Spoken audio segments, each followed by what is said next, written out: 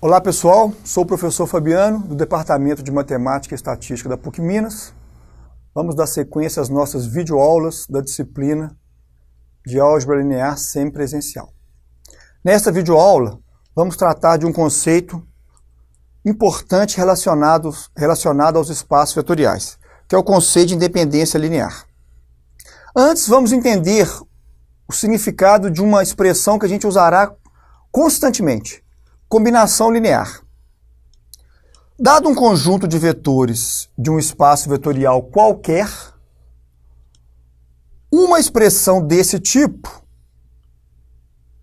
é chamada combinação linear desses vetores. O que é uma combinação linear? Você vai pegar cada vetor e multiplicar por uma constante. No caso aqui, como nós estamos falando de espaços vetoriais reais, essas constantes são números reais.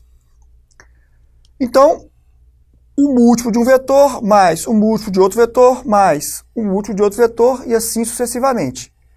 Uma expressão vetorial desse tipo a gente dá o nome de combinação linear. É claro que a combinação linear, ela resulta, né? A resultante é um vetor do próprio espaço. Ok? Então, aqui dois exemplos bem simples. Tem um conjunto aqui com três vetores do R3, V1, V2 e V3. Com esses três vetores, formei uma combinação qualquer. Só para ilustrar, tá? Qualquer. Peguei duas vezes o vetor V1, menos três vezes o vetor V2, mais quatro vezes o vetor V3.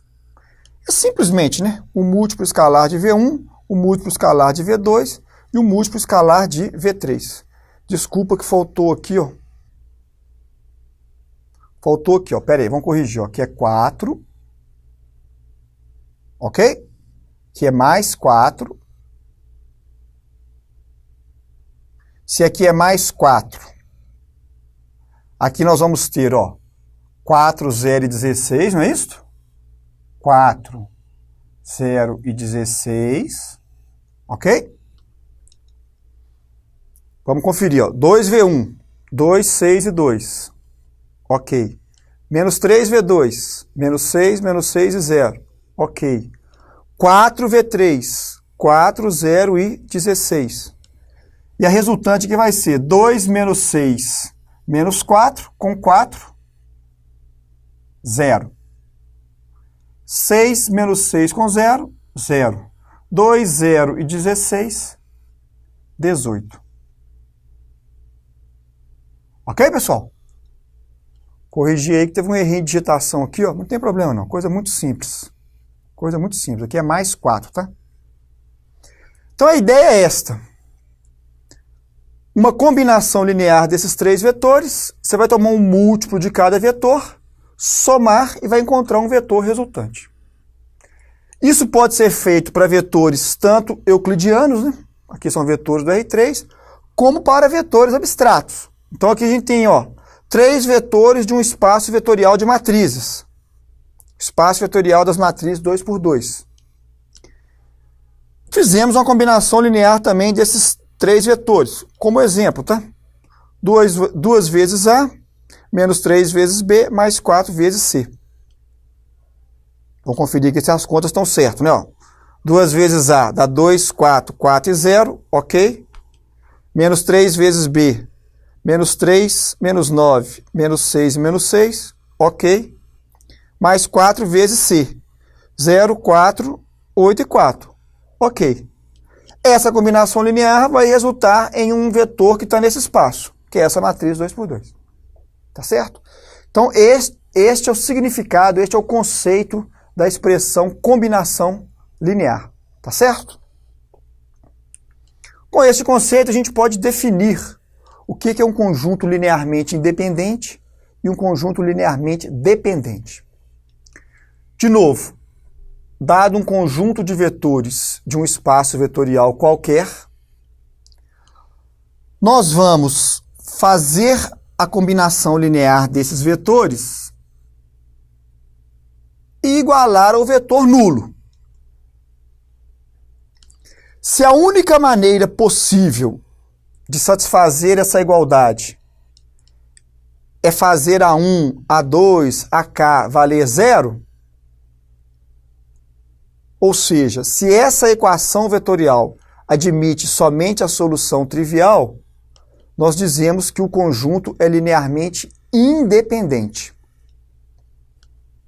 Agora, se esta equação vetorial, além da solução trivial, admite outras soluções não triviais, nós dizemos que o conjunto é linearmente dependente. Linearmente independente, geralmente a gente usa só o termo LI. Linearmente dependente, a gente usa só o termo LD. Ok? Vamos ver alguns exemplos desse conceito. Tem aqui um conjunto, 3 vetores do R3, 1, 3, 1, 2, 2, 2, 1, 0 e 2. Vamos verificar se esse conjunto forma, se esses 3 vetores formam um conjunto LI ou LD. Combinamos os 3 vetores, igualamos ao vetor nulo. Vocês observem que, quando nós combinamos esses 3 vetores e igualamos ao vetor nulo, nós obtemos um sistema linear homogêneo. Então, nós temos aqui um sistema linear homogêneo. Ora, o sistema linear homogêneo, ou ele admite somente a solução trivial, neste caso, esses 3 vetores formam um conjunto LI, ou ele admite infinitas soluções. Além da trivial, soluções não triviais. Neste caso, o conjunto LD. Para decidir se a solução aqui é somente a trivial ou se há infinitas, nós temos 2 saídas. Uma saída é escalonar o sistema. Tudo bem. A outra maneira é, uma vez que esse sistema é quadrado, 3 equações e 3 variáveis, né? Aqui está o sistema escrito na forma de produto de matrizes. A gente pode decidir isto pelo determinante da matriz de coeficientes. Vocês vejam, como esse determinante aqui vale menos 4, como esse determinante é diferente de zero, o nosso sistema aqui é AX igual a zero, não é isso? Lembra lá do capítulo 1. O nosso sistema homogêneo vai admitir solução única. E solução única aqui é somente a trivial. Então, a única maneira de satisfazer esta igualdade é tomar essas 3 constantes, A1, A2 e A3, nulas. Logo, esse conjunto é linearmente independente. Ok? Um outro exemplo de vetores do R3. 3 vetores do R3. Tomamos a combinação linear dos 3 vetores, igualamos ao vetor nulo. Substituindo as componentes dos vetores, nós vamos chegar nesse sistema homogêneo. Só que agora, observa o seguinte. A nossa matriz de coeficientes tem determinante zero. Então, em um sistema homogêneo, se a matriz de coeficientes tem determinante zero, é porque esse sistema admite infinitas soluções. Então, além da solução trivial, esse sistema homogêneo também admite soluções não triviais. Consequentemente, de acordo com a nossa definição, o conjunto é linearmente dependente. Tá certo? O conjunto é LD. Nota o seguinte. Qual é o significado de dizer que um conjunto é LD ou que um conjunto é LI? Quando um conjunto é LD, significa que você consegue escrever um vetor em termos dos outros. Neste exemplo aqui, ó, o V3 ele é dado por 3 vezes o vetor V1 mais 2 vezes o vetor V2. Ou seja, esses 3 vetores têm uma relação de dependência. Eu consigo obter um a partir dos demais. Ok? Quando o conjunto é LI, quando o conjunto é linearmente independente, isto não é possível. Nesse exemplo aqui, ó, eu não consigo obter V1 por uma combinação linear de V2 e V3. Eu não consigo obter V2 por uma combinação linear de V1 e V3. E eu não consigo obter V3 por uma combinação linear de V1 e V2. Por quê? Porque o conjunto é independente. Os vetores formam um conjunto independente. Aqui não. Nesse segundo exemplo, eu consigo obter um dos vetores por uma combinação linear dos outros vetores do conjunto. Este é o sentido do termo LI e LD. Tá certo? Esse conceito se estende para vetores, não somente os euclidianos, mas para qualquer tipo de vetor. Então nós temos aqui um conjunto com 3 vetores do espaço vetorial das matrizes 2 por 2. O raciocínio é idêntico. Fazemos uma combinação linear desses 3 vetores e igualamos ao vetor nulo. É claro que aqui o vetor nulo é uma matriz cujos coeficientes são todos zero. O lado esquerdo resulta nessa matriz. Igualando ao vetor nulo, nós chegamos a esse sistema. Vocês vejam que aqui nós temos um sistema de 4 equações. Não é isso? 4 equações. E 3 variáveis. Ou seja, aqui nós chegamos num sistema retangular. Tem como discutir esse sistema usando determinante? Não. Não, porque o nosso sistema não é quadrado, é um sistema retangular. Então, o determinante aqui não se aplica. Então, a discussão desse sistema tem que ser feita por escalonamento. Aqui está a matriz aumentada daquele sistema, tá? Dessa matriz aumentada, a forma escalonada é obtida aqui. Depois vocês podem conferir.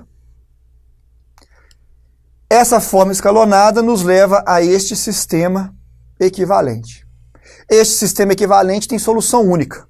O A3 só pode ser zero, pela terceira equação. Consequentemente, o A2 só pode ser zero. Consequentemente, o A1 só pode ser zero. Então, esse sistema admite solução única, somente a trivial. Consequentemente, esse conjunto é um conjunto LI. Ok? Eu não consigo escrever a matriz A por meio de uma combinação linear das matrizes B e C. E assim sucessivamente, né? Não consigo escrever B por uma combinação linear de A e C. Não consigo escrever C por uma combinação linear de A e B.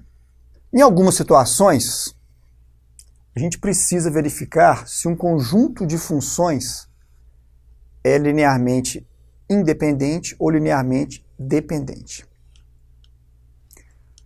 Vamos pegar aqui um conjunto com apenas 2 funções. A ideia se estende para qualquer quantidade de funções do conjunto. Tenho esse conjunto, faço a combinação linear dos vetores. O detalhe é que aqui os meus vetores, como eles são funções, eles não têm componentes. Então aqui, a princípio, eu não consigo formar um sistema homogêneo. Vocês vejam que nos demais exemplos, quando nós substituímos as componentes dos vetores na combinação linear, esta equação vetorial se transforma em um sistema linear homogêneo. Aqui o exemplo do R3, aqui um exemplo com matrizes 2 por 2. Aqui isso não acontece, porque as funções não têm componentes. O matemático polonês Wronski, esse W aqui é do nome dele, tá? Ele arrumou uma saída para esse problema. O que ele fez? Ele pegou essa equação e derivou. Quando ele pegou essa equação e derivou, ele obteve uma outra equação. E conseguiu um sistema linear homogêneo, cujas variáveis são A1 e A2, e cujos coeficientes são as funções e as suas derivadas. Ora, se o determinante dessa matriz é diferente de zero, a solução é única, somente a trivial. Consequentemente, esse conjunto de funções é LI. Se esse determinante é igual a zero, infinitas soluções. Conjunto é LD. Esse determinante a gente denomina por Wronskiano das funções F1 e F2. O matemático que teve essa ideia, ele chama-se Wronski.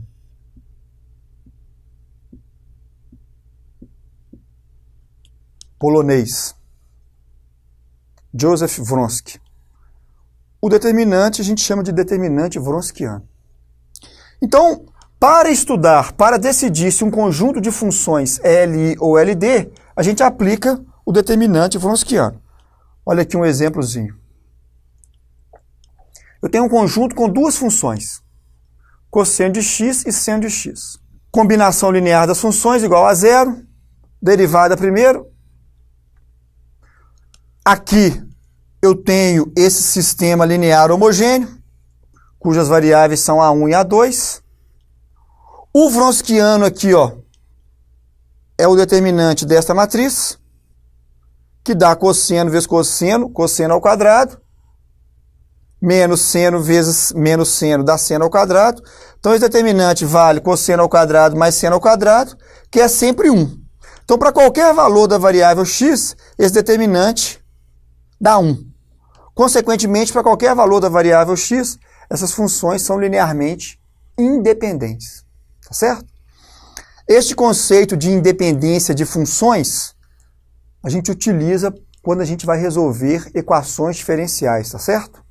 Então, adiante nas disciplinas, quando a gente for falar de uma disciplina chamada equações diferenciais, a gente vai precisar de decidir se um dado conjunto de funções é linearmente independente ou linearmente dependente. Tá certo? Então é isso aí, pessoal.